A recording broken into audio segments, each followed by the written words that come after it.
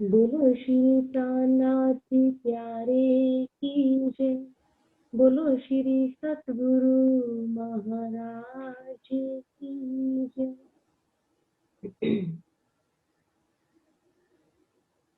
देखो नैना नूर जमा, देखो नैना नूर जमा, जो रूह पर तनको, जो रूह पर तनको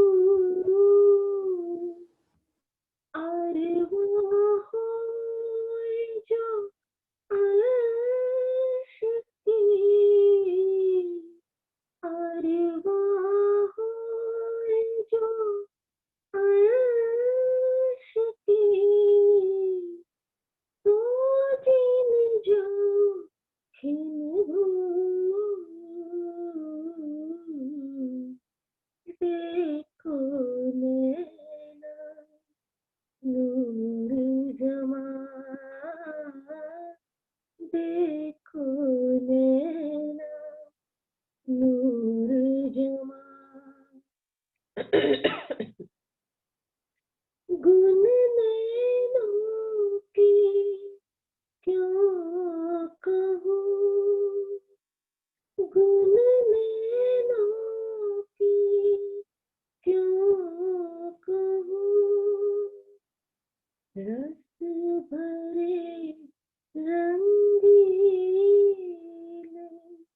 गुन नैनों के क्यों कहूँ, रस भरे रंगीले मीठे लगे मनोहर के, मीठे लगे मनोहर के, अति सुंदर अलबेले, देखो नैना नूर जमा, देखो नैना नूर जमा। जब खींचत भर कशिश, जब खींचत भर कशिश, तब मुतलक डारत माँ, तब मुतलक डारत माँ, इन विध भेदत सब आंगो, मूल तनु मिटत विकार, देखो नैना नूर जमा, देखो नैना नूर जमा, जो रूह पर तन को, जो रूह पर तन को अरवाह होए जो अर्श की, अरवाह होए जो अर्श की, सो जिन जाऊं खिन भूल, देखो नैना नूर जमा।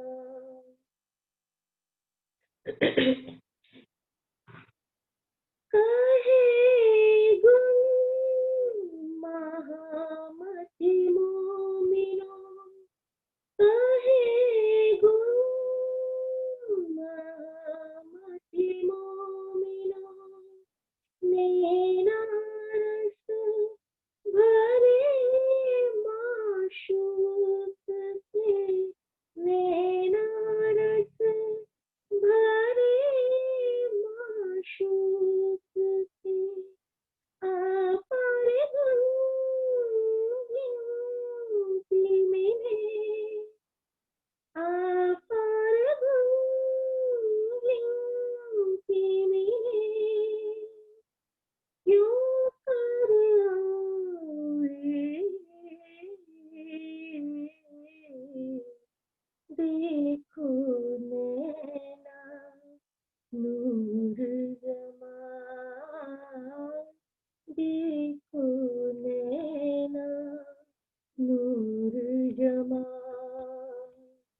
जो रूह पर तन को, जो रूह पर तन को अरवाह हुए जो आशिकी, अरवाह हुए जो आशिकी, तो जिन जाऊं जिन भूल,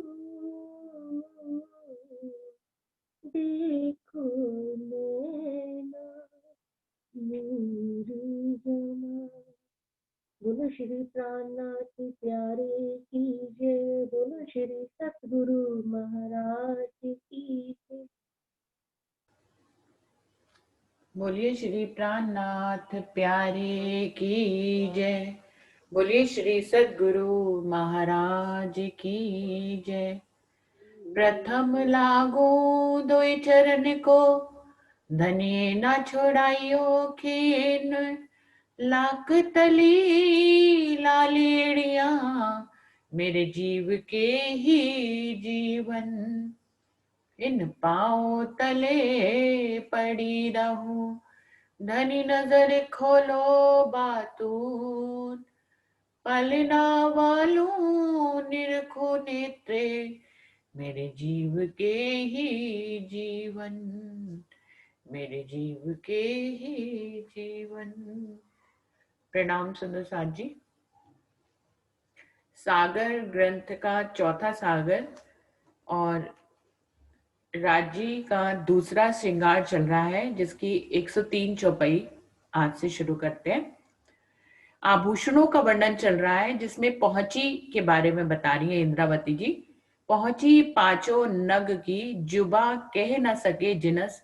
पांच पाने मोती नीलवी, लरे हीरे अति सरस। जो पहुंची राजे महाराज ने अपने दोनों बाजुओं में पहनी हुई है, उनके बारे में इंद्रावती जी कह रही है मैं नहीं बता सकती हूँ। उसमें 5 लड़े हैं। जो पहुंची है वो घड़ी की तरह है, जिसकी 5 लड़े हैं।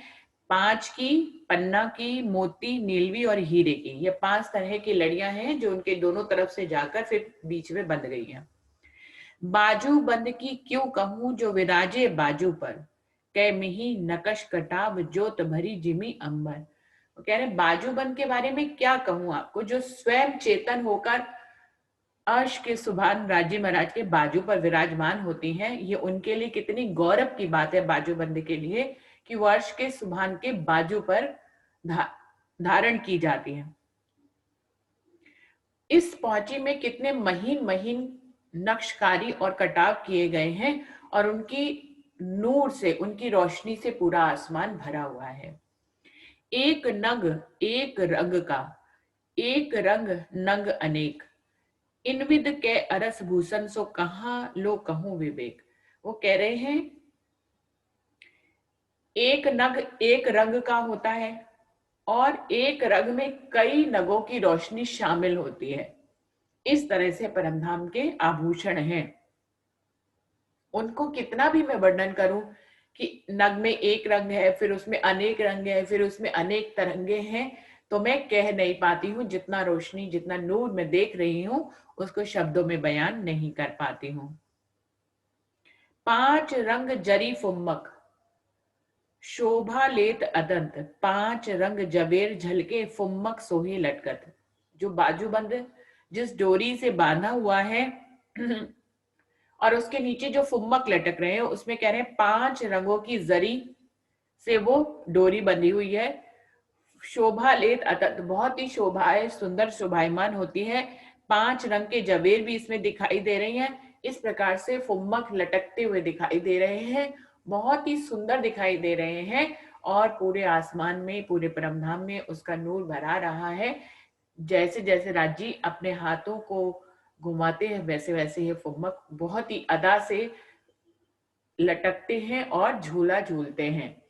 तो बाजूबंद के साथ ये फुम्मक भी डोरी के साथ बंधे हुए हैं। नरम जोत खुशबोए, दिल चाही शोभाए। कैविद सुख लेबे हक के, सुख भूखन कहीं न जाए।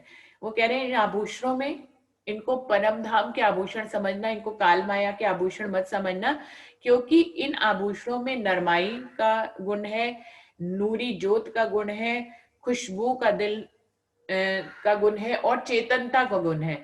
इसलिए ये आपके दिल के चाहे के अनुसार ये शोभायमान होते हैं, वैसे ही अपने रूप और रंग को बदल लेते हैं और इनसे राजी महाराज और रूहें अनंत सुख लेती हैं। इस प्रकार से परमधाम के आभूषणों के बारे में इंद्रावती जी कह रही है, मैं कितना भी वर्णन करूं तो कम है, क्योंकि ये चेतन आभूषण है जो आपके दिल की चाहना को आपके एक दिली के कारण तुरंत समझकर उसको पूरा करते हैं। बीच हार मानिक का और हीरो हार उज्जवल, 5 मोती और नीलवी लसनिया अति विराजत। राजे महाराज के गले में 5 हार विराजमान है, मानिक का हार है, हीरो का हार है, 5 का, मोती का और नीलवी और लसनिया का। इस प्रकार से ये 5 हार विराजमान है राजे महाराज के कंठ में, शोभायमान हो रहे हैं। और निर्मल माहे दुगदुगी तामे नंग करत अति बल, बीच हीरा 6 गिरद्रुवाए जो ताकाश किया उज्जवल। वो कह रहे हैं इन 5 हारों के पेंडल जो है, जिनको दुगदुगी कहा जा रहा है, वो भी शोभायमान हो रहे हैं, जिसमें कई तरह के नग अपनी रोशनी का बल दिखाते हैं।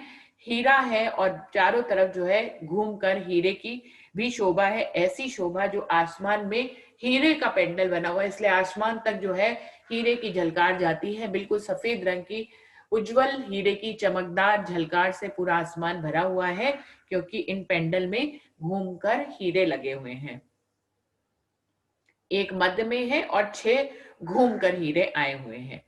गौर गलस्थल धनी के उज्जवल लाल सुरंग, झाई उठे इन नूर में करत करण फूल के नग।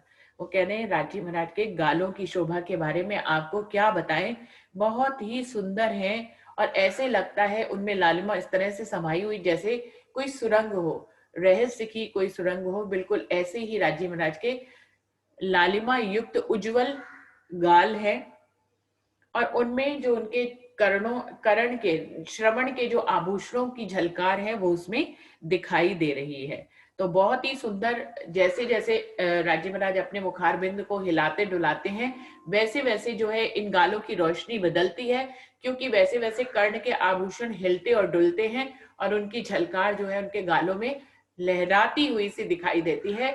तो इस प्रकार राजे महाराज के गालों पे अनुपम शोभा विराजमान होती है, जो रूहें उसका सुख लेती हैं। निरख नासिका धनी की, लटके मोती पर लाल, सेत लेत अमीरस अधुर का, रस अमृत रंग गुलाल। कि राजे महाराज की नासिका की तरफ अगर यदि रूहें निगाह भरकर देखें तो एक लाल रंग का मोती, उनका बेसर जिसको बोलते हैं, वो लटक रहा है और वो लाल रंग का है और उससे पूरा आसमान लाल हो जाता है। लटकते हुए हिलते हुए राजी महाराज के अधरों का अमृत को पीता रहता है। लेत अमीरस अधुर पर रस अमृत रंग गुलाल, प्रेम के रस को राजी महाराज के अधरों को छूते हुए ये लाल का मोती बहुत ही भाग्यशाली है और ये इतना इसकी लालिमा है कि पूरा परमधाम इसी की रोशनी से लाल लाल सा हो जाता है। तो इस प्रकार से राजी महाराज की नासिका की शोभा है। करण फूल की क्यों कहूं, उठत किरण कै रंग, तिन नंग रंग कै भासत रंग रंग रंग कै में कै तरंग। राजी महाराज के श्रवण अंग में जो उन्होंने करण फूल की आकृति पहनी हुई है, उसमें से कई किरणें, कई रंगों की किरणें उठती हैं और उसमें कई तरह के नग और उनके कई रंग दिखाई देते हैं। इस रंग रंग से, कई तरह की तरंगों से पूरा आसमान भर जाता है, कोई भी जगह खाली नहीं रहती है और रूहों के दिल में यह रोशनी भर जाती है। वो उनके श्रवण के आभूषणों को देखती हुई निहाल हुई चली जाती हैं। राजी महाराज के ऐसे कर्ण के आभूषण हैं, ये अर्श के अंग का नूर है, ये राजी महाराज के अंगों का नूर है, इसलिए ये रूहों को दिल से खींच लेते हैं और उनके साथ उनकी वायदत है। करत मानिक माहे लालक, हीरे मोती सेत उजास, और 5 करत है नीलक, लेत लहरी ज्योत आकाश। वो कह रहे हैं इन सभी आभूषणों में जो मानिक है, जिसकी लालिमा फैली रहती है और उसके साथ ही हीरे मोती की भी सफेद लालिमा उनके साथ चलायमान रहती है। और 5 और नीलक मतलब हरे और लाल रंग की रोशनी भी इसी में शामिल हो जाती है।